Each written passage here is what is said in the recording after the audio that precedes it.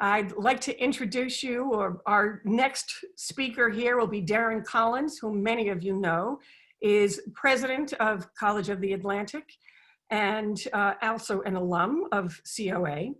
And I think it was in my very first work week here at Mount Desert 365 that Darron and I started about the possibility of bringing COA students to reside in Northeast Harbor. So we're thrilled to be at this point today. So Darron, you're up. Thank you, Kathy. Hi, everyone. It's great seeing you all. I'm speaking to you from my daughter Maggie's room. Maggie has gone off to college and I have occupied her bedroom as my office. But I'm so excited to give you something of an idea of what our plans are for Northeast Harbor. And just a little bit more background, you know, I was a student here at COA from 1988 to 1992. And I came back as president with my wife, Karen, and my daughters, Maggie and Molly, in 2011. And I really feel like this is my home. I'm so excited to be here. My intent is to be here for as long as possible. I love this college and this community with every bone in my body. And this project is super important to me. You know, from our founding in 1969, and from the time our first students arrived at COA, which was the fall of 1972. Can you believe that'll be 50 years ago next year? That's when we'll celebrate our 50th anniversary as a college. But from that first inception, the college really had two goals that it held at the same time.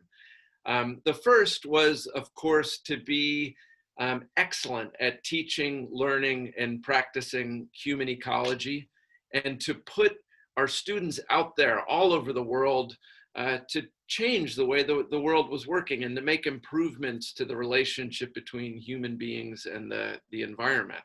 We've done a really, really good job at that, I'm happy to say. And obviously I'm biased, and I think so much of the college, but external institutions also believe that. You know, we were just named the #1 college for the environment for the 5th year running by the Princeton Review. So 5 years in a row, we've been atop that list. This small college here on MDI has achieved great things in the world of doing our wider work. So, but the second goal, which not everyone automatically associates with COA, is to actually make improvements to help build community on MDI. Those of you who've been here a long time may remember our two founders. One was Father Jim Gower, and the second was Les Brewer. And they held those two goals in common, but we always kind of associated Father Jim with the guy thinking broadly at the world, and Les Brewer at the one who was really focused on developing community on Mount Desert Island. And the way we do that, of course, is, well, for one, there are just 500 people of us on our campus at 105 Eden Street. And those students, staff, and faculty, they spend money and they have homes here and they contribute to the economy. But secondly, our faculty and students, we do all kinds of research, right, that makes improvements on our island, whether that's in the oceans, rivers, streams, or communities here. And then maybe most importantly, our alumni themselves. You know, we have, I think the total is about 2,700 total graduates of the College of the Atlantic, and about 200 of them actually have made homes, families, and businesses here on MDI. Some of them are with us tonight, but They're, teachers in the school system. They work in the hospitals. They work throughout all the nonprofits and the national park system. They open restaurants. They're landscape designers. They do everything. You can't turn around without running into a COA alumni. And that's really, a big part of the mission. And so this project at 141 Main Street in Mount Desert in the town of Northeast Harbor is perfectly aligned with our mission. It's about contributing arm in arm with MD 365 to the year-round community in Northeast Harbor. And what we're envisioning in that, what is currently that abandoned lot, is a new building that will be focused on 4 apartments. One of those apartments will be kind of like a studio apartment for a staff or faculty member. And then 3 of the apartments will be 5-bedroom apartments that we will primarily focus on student housing during the campus year, during the school year, and then community housing during the summer. That will all be on the top level, and then on the street level, right at the street level at 141, there will be about 750 square feet of storefront. So we'll be really kind of keeping with the architecture that you see currently in that part of Main Street. Importantly, it's not just going to be a kind of random assortment of students that will be there, but they will be juniors and seniors. Primarily, they will be a cohort. We imagine that they will all share an interest in either community development, in entrepreneurship, or in the marine sciences. So the idea is that cohort isn't just random COA students, but they share an interest. And what we're imagining is, we're 11 miles from the main campus in Bar Harbor. So there's got to be some additional attraction to them living there. So what we're imagining is kind of a reduced rent for students that we select to go in there, in exchange for those students participating in the Northeast Harbor community. That can be through volunteerism with the likes of the Maine Seacoast Mission, or maybe with the elementary school, or maybe with MD 365, or maybe with some other partners that we have yet to stitch together. But the real idea is that help create a group of students, largely 20, 21, 22-year-olds, that is a demography or a demographic cohort that we don't have a lot of right now in Northeast Harbor, that can be dedicated to helping this community revitalize. And I'm really excited about it.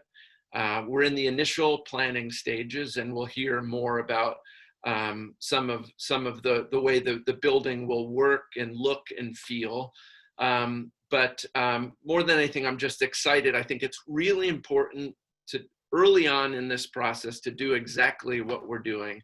Reach out to the community, understand what kind of questions, thoughts, ideas, concerns people might have, so we can address those early on. And I will stop talking now. You never give a college president a platform. They will keep going on and on and on. I will wrap that up. But just to conclude by saying I'm really excited about this. It seems to me to be a perfect win-win for the college, where students need, and we need to provide more student housing than we're able to right now, and align perfectly with the vision of MD 365 and the community as a whole. So Kathy, I'm really excited. I appreciate your the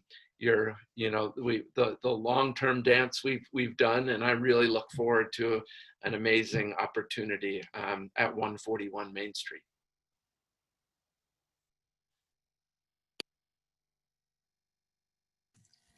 Great, Darron. So I'll take over now. And how would you like to follow him after Darron explains? We argue all the time about who loves COA more. My name is Millard Dority, and I'm Director of Campus Planning, Building, and Public Safety at College of the Atlantic. And I'm also the longest continually employed employee at COA. I came to COA to work for 2 weeks 50 years ago this year. So I began my service to COA under founding president Ed Kelber, and I've loved every minute of it. I will be the project manager on this 141 Main Street project. I'm happy to do it. I've been at COA forever, and I've managed many projects here at COA, and this is going to be really, really fun. We're really excited about it. We have put together what we think is a dynamite team that will work as the project team, the COA project team, and I'd like to just introduce them. They are here tonight. First, our Dean of Student Life, Sarah Luke, is with us, and then we have 2 students, both are third-year students. We have Michael Feng from Kenya and Callie Martinez from San Antonio. So it would be the 4 of us, and then the person that we've really come here to see tonight. I want to introduce our architect of record will be John Gordon. John has a long history of working for College of the Atlantic in a number of different projects. I first met John in 1993, I believe, and he really helped shepherd our Blair Tyson dorm from the very beginning stages to completion, and I thank him so much for that. He's taught many classes, many studio classes at COA over the years, and he's also the project manager on the new Center for Human Ecology. But in this case, he will be the architect of record. And so I'd just like to introduce John Gordon, and he's going to walk us through some plans. Thank you so much, folks. Okay, great. Thank you, Millard and Darren and Kathy. Hi, all. So let's get right into it. Millard did a good job of telling you what I do and what I'm about.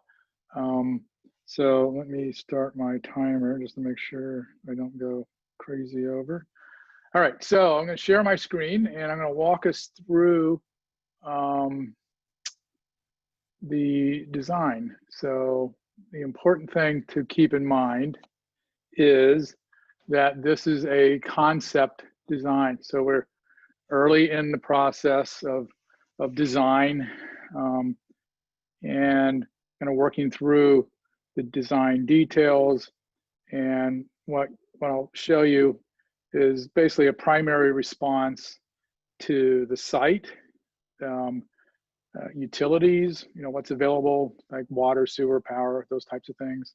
And then the regulatory constraints, so land use ordinance and building codes. Let's go. So I'm going to move this out of the way so I can see what I'm pointing at. Okay. So this is everybody see everything good here? No? Did everybody see a site plan with my cursor moving around on it now? I do, John. I don't know what you do. Okay, all right, good. Yeah, I'm just kind of looking at a few heads here. So, okay. If you don't, just speak up and we'll try to fix it. So this is a site design sketch. I'm going to give you a quick orientation. So this is 141 Main, as you've heard. It's between the Kimball shop and the Colonel's restaurant here. Main Street is on the right side or the east side of this drawing. And this site is long and narrow, and it extends all the way back to Tracy Road back here on the left or the west. There's primarily the lot is 30 feet wide, 31 feet wide. And then there's this little 10-foot strip that gives us access to Tracy Road. I'll just kind of quickly run you through this diagram. So you see this gray, these gray boxes with blue. So that's the building footprint, if you will. I'll tell you more about the building in a bit. Okay. So this is where my cursor is now, the sidewalk with the entrance off of Main Street into the retail space. The light gray with green outline is proposed parking and walkways, so kind of surface area that's for circulation. And as you can see, it's a pretty tight site. We've filled the land up with as much building as is reasonable. The one thing to note is there's this red, you see this red line coming through and a red circle down here. So that's an existing sanitary sewer, 8-inch public sewer that we've been working with the Public Works Department on, and we seem to have a satisfactory solution to allow that to remain in place and build over it. And right here, you can see these kind of UFO, kind of alien looking things. So we have covered bike parking. So there's a walkway into the lower level. I'm going to kind of walk you through the building in a minute. You'll better understand what I'm telling you. But so there's an entrance to the apartments. This block here is 3 stories of apartments, the 3 apartments that Darren mentioned. This central block that I'm outlining now with the exterior entrance is circulation, hallway, and stair and elevator. This building will have an elevator. They'll serve all 3 levels. And then again, this is the front piece. So there's a basement level, and then the Main Street level, and then the 2nd floor. So there's kind of 3-level building. It's a little confusing, but if you know the site, you might know that the ground level at the site is 6 feet below the street level. So you come to this line here, and the ground drops 6 feet, which was the old the basement of the previous building. And so site-wise, that's it. All the utilities that we need are out in Main Street that has recently been rebuilt, and I think they're finishing that up this winter. And so obviously we have good access to sewer, maybe more than we'd like, but so site-wise, let me check my notes, but I think that's pretty much it. All right, so we're going to move on to floor plans. Any questions before I move off of site? I don't seem to have my, how do I see the chat thing? I don't seem to be able to do that when I'm sharing my screen, but okay. No questions. So again, yeah, no questions? No questions yet, no. Great, okay, yeah, thank you, Kathy. I'm not the most skilled Zoomer, I guess. Okay, so floor plan. So if you, let me back up again, right? So here's the blue outline of our building, these 3 boxes, if you will. And then if we go forward, so now this lower floor plan is the 1st floor, or the level 1. And you can kind of see those 3 boxes, right? Here's the front box on Main Street, here's the connector, and then here's the apartment. So, and this is level 1. So if you remember a few minutes ago, I was talking about how there's a walkway that comes in here. There's an entrance on the lower level into the building. This is the covered bike parking. You come in through the stair. To the right, there's a hallway. Here's the elevator. And then this through this door here will take you into a basement storage and utilities space under the retail space. And then this is the apartment here, the yellow and green areas. So there's 3 floors of apartment. Each apartment is nearly identical. The ground floor is an accessible, handicap accessible unit. So there's some differences in the bathroom layout. Oh wait, sorry. This plan, I'm sorry, I did not update it, but it's not really germane to the discussion, but the plan is the same. We just recently did that, and I didn't think to update the plan. Sorry about that, but again, doesn't really matter for what we're talking about. So apartment on the 1st floor, you go up the stairs, so now we're on level 2, which is another apartment in the 3-story rear section of the building. Here's our stair and elevator and hallway. There's a hallway with a ramp that goes out to the sidewalk on Main Street. All right, and then this pink area, not sure what color it is on your end, but it's kind of pinkish on my screen, is the retail space. This is that 750 square foot storefront retail space. So you'll have access to Main Street to the apartments through this hallway, and the ramp is only there because of the grade and floor elevation alignment. So that's what's really driving that.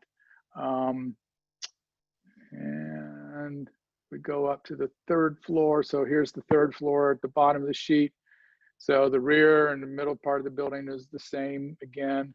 And then this is the the kind of faculty staff apartment above the retail space. So this is a 2-bedroom apartment, and 2-bedroom, 1 bath, kitchen, living, dining area, little entry mudroom. So that's basically the 3 levels. It's pretty straightforward. It's a pretty simple building.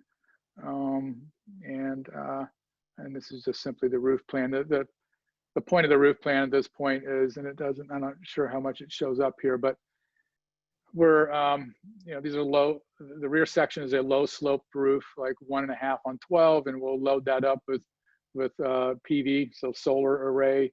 And the front section of the building has a gabled roof, I'll show you in a second, that has PV on the south. So again, north is to the top of the drawing, south is to the bottom. So we have a total of about 23 kW photovoltaic on the roof, which is a pretty good size. We haven't, remember, we're in concept design, and we're just starting into greater design detail, and I can better tell you about energy usage and performance in I don't know, a few weeks or a month or so. We're just really getting into that.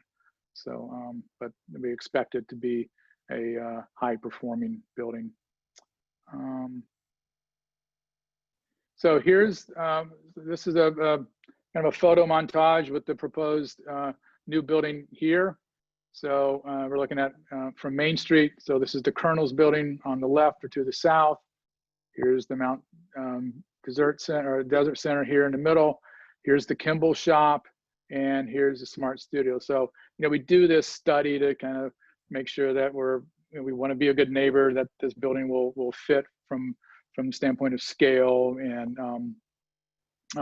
basically we want to be a good neighbor in every way possible. So it's whether it's our presence on the street, whether it's the occupants of the building and contribution to the community, has several pieces to it. And my role as the architect, I want to try to make sure that our building is a good neighbor. The materials are, we see that the white upper sections as being either painted clapboard or cedar shingles. We've not, again, early concept, we haven't made that decision yet, and that may be some cost factor, could be a part of that. I think it's important to keep in mind we're on a pretty tight budget. This is not a luxurious budget, so we have to make sure that things are simple, that their initial cost is important, but as is quality and maintenance and operation. So trying to juggle all those things. The lower section, this gray area, and then the storefront. These are all large storefront windows with a central entrance. This is the door into that hallway, and the gray area may be a different colored clapboard. Maybe this is clapboard and these are cedar shingles. We've yet to make our way through. And then this lower section right at the sidewalk, we want that to be a really durable material for the long haul. So we might even be thinking about some type of granite or something like that down there. So again, still early, but that's kind of the thinking, and that's where we are.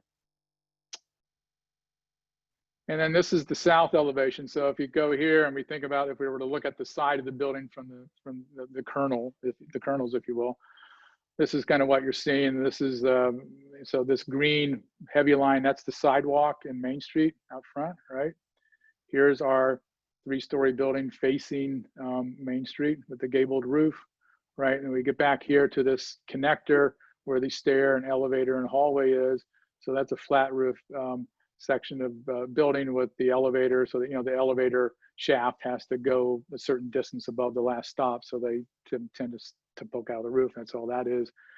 And then this rear section is the 3-story apartment with the low sloped roof, and fairly regimented window alignment. But if you remember, the floor plans are fairly regimented. Apartment, a bedroom, and so that's what we're seeing here. So, things that we have to be sensitive to are issues of privacy for the residents, the people who are living in the apartments, and the kernels. They're not that far away. There's a dining deck there. They have a kind of a B&B operation on the 2nd floor. So we need to be mindful of things like daylight, ventilation, and privacy. And that's why you see these large windows into living rooms, with kind of we'll call it a solar shade on the exterior that will be designed to admit natural light in some view, but it'll also provide privacy. These thin windows, tall windows here are in the stairway connector.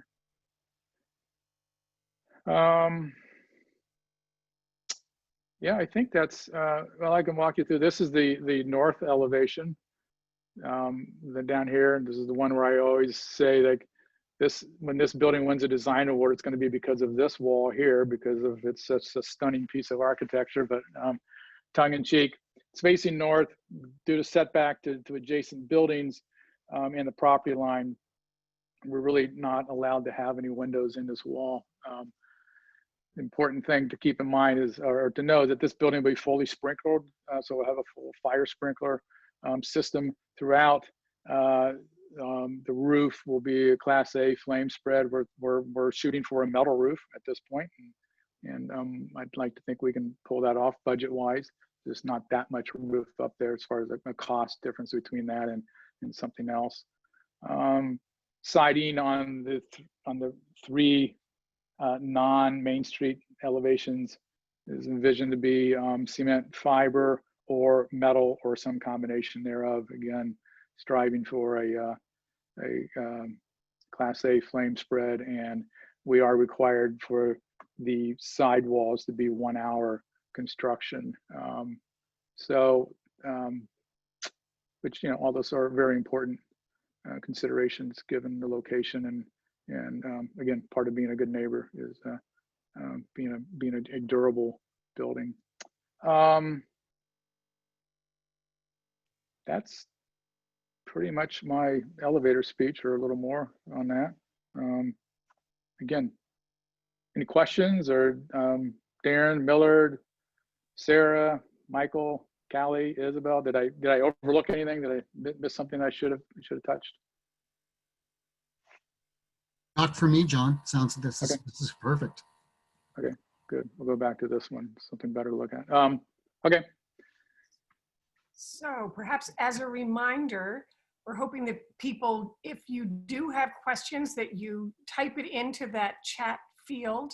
Go down to the center button on the bottom of your screen there that says chat, and then it'll call up a space on the right-hand side for you to type your message in there, usually addressed to everyone, and we'll read those out. But so far, no questions.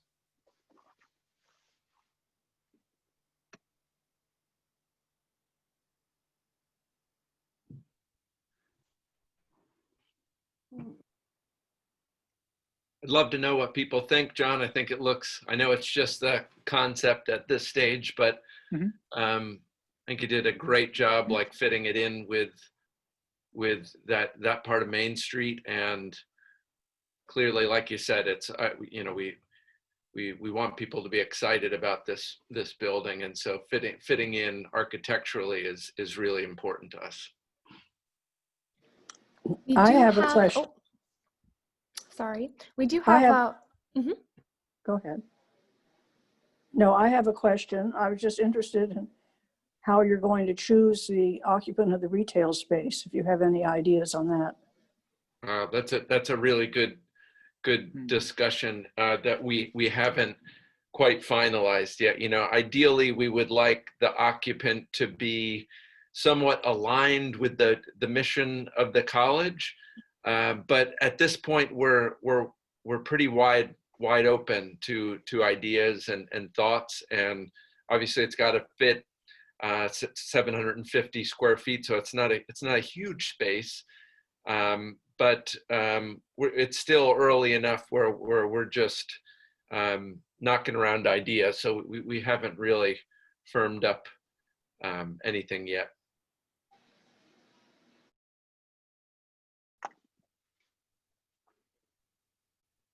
we've got 2 questions in the chat box here. The first is, who will own the lot and building? And Darren or Kathy, if you want to take that one. Sure. Kathy, do you want to take that? Yes. So Mount Desert 365 purchased the vacant lot, And we have entered into a 50-year lease with COA as our tenant on the property, with options to extend forever, which is what we hope will happen. And all of the improvements, so the building and everything else that goes on it, will be the property of College of the Atlantic. Another question from Doug and Kathy Compton, car parking out back. And maybe John, you'd like to take that one?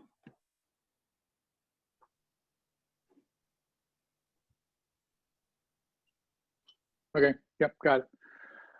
Yeah, so we're showing 3 spaces currently, and we expect that that issue will need to be addressed when we go to the planning board. As far as additional, we can't get more in there. So I know there's been discussion of negotiating an off-site parking agreement somewhere in town. So that's what we know today. I don't know, Millard or Kathy or Darren, anyone have anything else to add to that? But that's basically it. One spot per apartment. We've also discussed the possibility.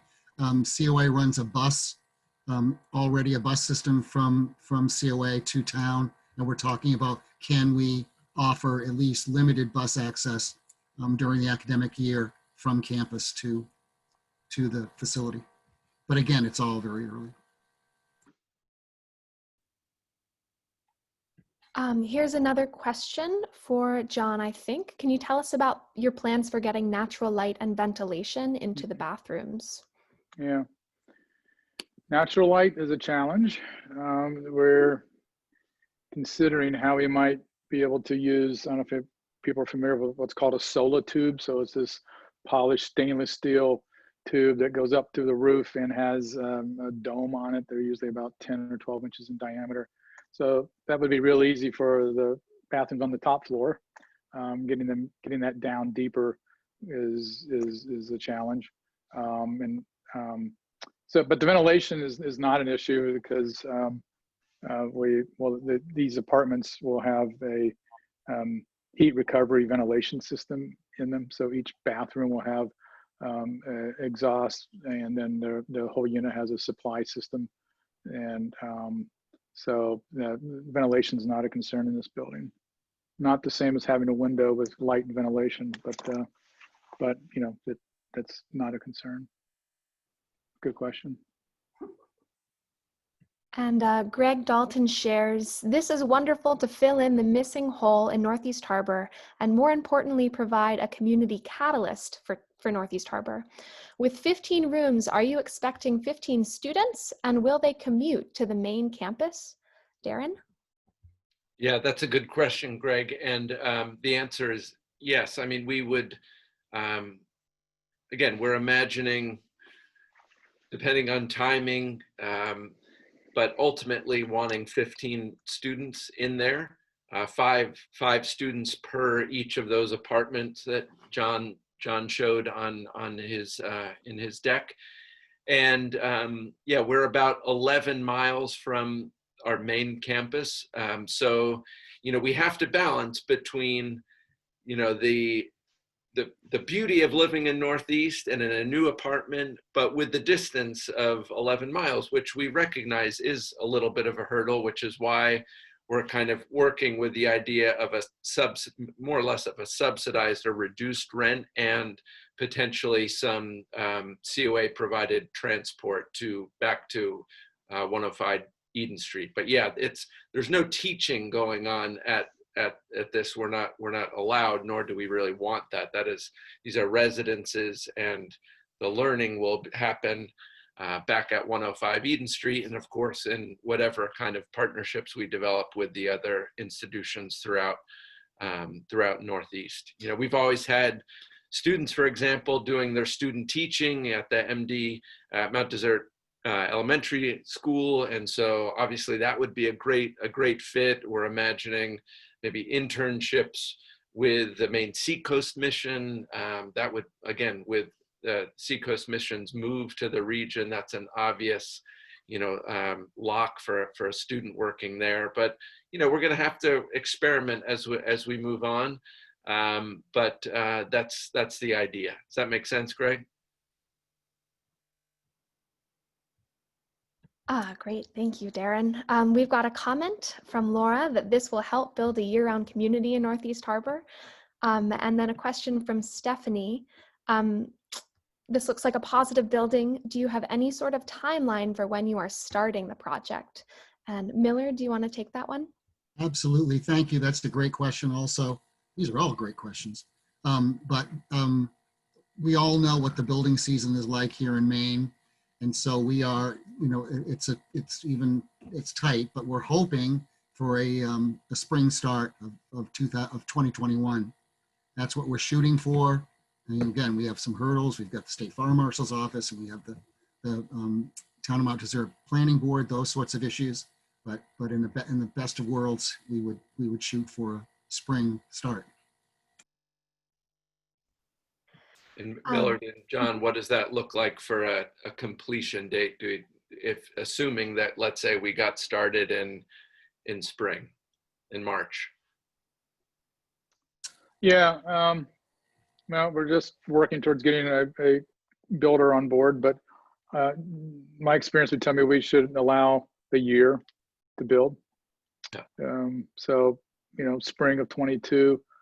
I think if we had occupancy for summer, that would be ideal, and that sounds reasonable.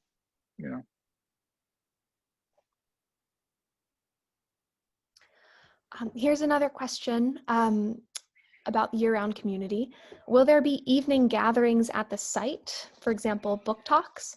Maybe Darren or one of our student representatives? Yeah, this is that's a good question, Laura, and an interesting one. And we have to explore what the range of possibilities for using that storefront space could be.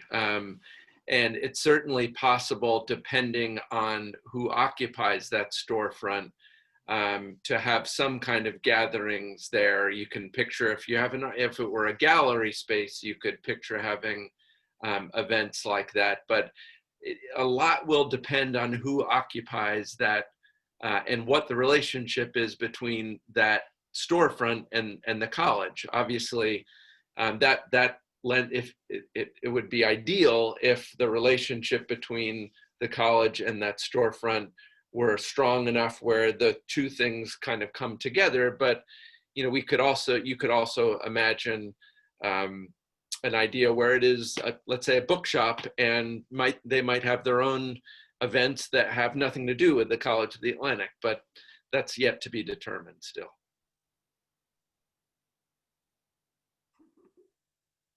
Kathy, did I answer that correctly, or Millard or John? Does that make general sense? Yes, I would concur with that, yes. I would concur also. That's great.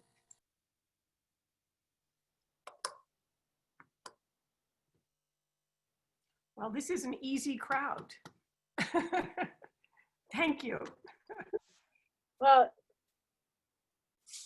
so Lily here. So I'm thrilled about the opportunity to have College of the Atlantic right down the street, and for all of the different programs, the economic impact, having a vibrant next generation crowd in town. I mean, I just think I couldn't be more pleased. So onward and upward. So. Thanks, Lily.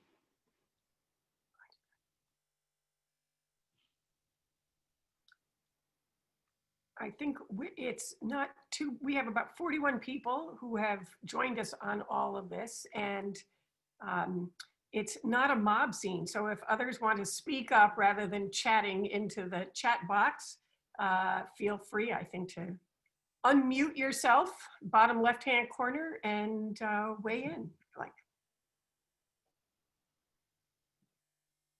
Kathy, while we're waiting, I'm going to ask you how the best way to share my contact numbers would be.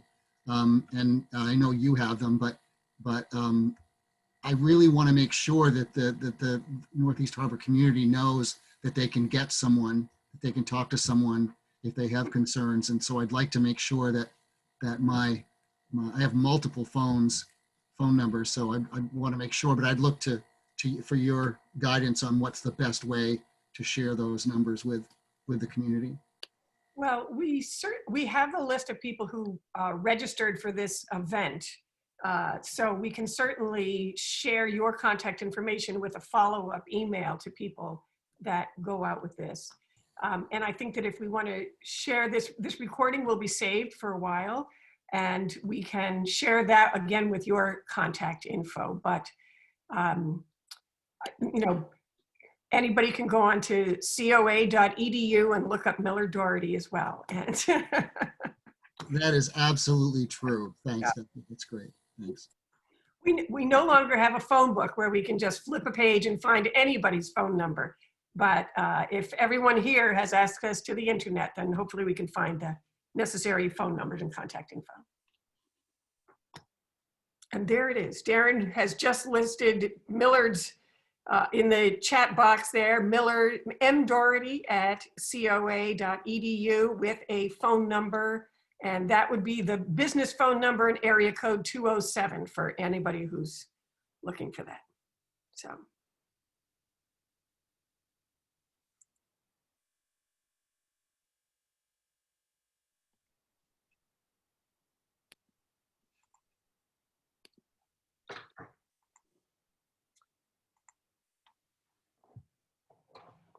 All right. Well, if That there, was fun. We should do it again as we get, you know, further along. And I think we're always open to ideas, you know, for that storefront, you know, please definitely share them. We want to be creative in the way we think through that. But always open to ideas, and just really appreciate everyone's thoughts and participation tonight. And as we move further along, Kathy, don't you think it makes sense to do another of these? Just don't want people to be surprised by, you know, by the news, and want people to be excited by it. and I will share that the town's planning process, as a building that will have 3 apartments, this will need approval from the town planning board. And that is a fairly long process, and always there would be a public hearing, and immediate neighbors, you know, out a certain distance will always get an official notice that there will be such a public hearing. And part of our goal here tonight was to hear people's concerns so that we could address them before any plans were actually submitted to the planning board for approval. So we want to make sure that, you know, that we're being good neighbors, that COA is being good neighbors, that we all see the benefits, understand there is a construction process that we have to work our way through, but we want it to be as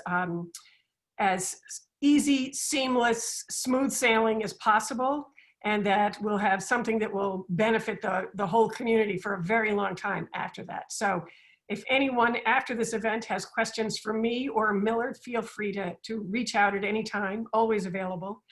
And there'll be other public forums through the town meeting, and we can certainly do another one of these Zoom meetings again as well. So I have a question, Kathy, which is what happens to these apartments in the summer? You said it would be, Darren said it would be a different population. How's that going to work, do you think? In my ideal scenario, we always have students who are interested in spending the summer on MDI, and as you all know, it's really difficult to find. And so in an ideal scenario, I'm imagining that those relationships that students have with any of the nonprofits or for-profit businesses might be able to extend their stay throughout the summer. We also, everyone knows the Champlain Institute, and so we could also imagine potentially using some of that space for some of our guests, for some of the summer programs that we have, or rent it to seasonal workers. But our preference, I think, would be for students who want to remain engaged in Northeast Harbor and in the community over the summer.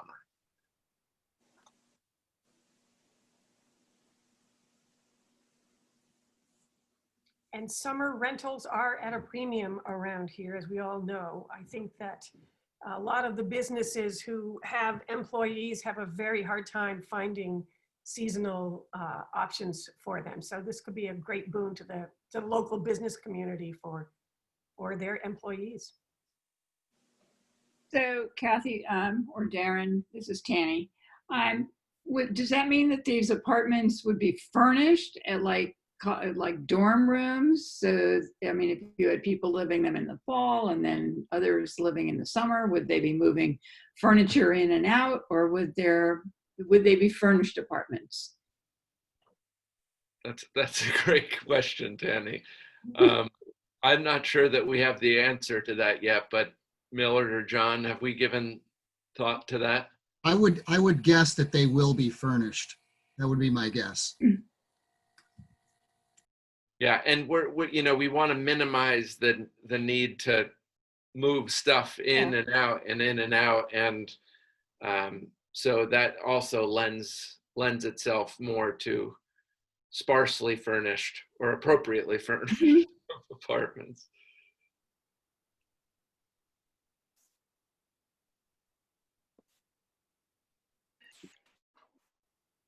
Are you looking for mainly year-round tenants?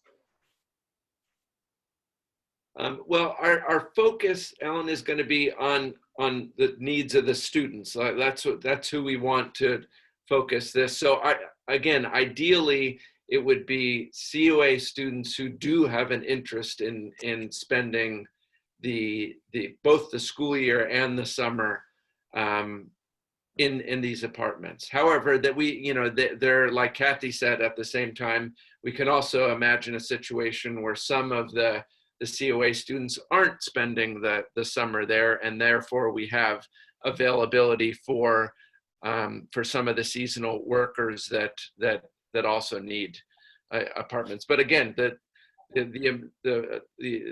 the degree that you can minimize the in and out is generally a good thing for any landlord. Okay.